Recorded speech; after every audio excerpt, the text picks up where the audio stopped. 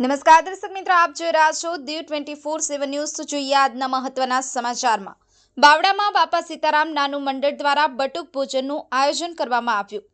પરમ પૂજ્ય સંત શ્રી બજરંગદાસ બાપાની પુણ્યતિથિ નિમિત્તે બાવડામાં આવેલ બાપા સીતારામ નાનું મંડળ દ્વારા આશરે 18 વર્ષથી બટુક ભોજનનું આયોજન કરે છે।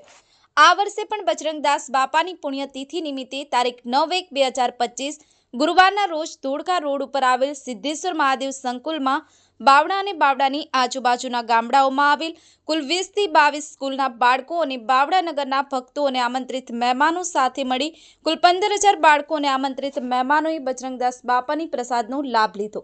આ પ્રસંગમાં મહંત શ્રી ભગવાનદાસ બાપુ, સોલંકી વિજયસિંહ બાપુ, પૂનમદાદા, બચુરામ મહારાજ ગુરુજનો હાજર રહેલ।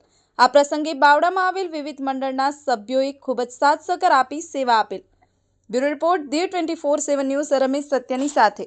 अपनी आसपास बनती घटना समाचार જોવા માટે દીવ 24/7 ન્યૂઝને લાઇક કરો, શેર કરો, ચેનલને સબસ્ક્રાઇબ કરો।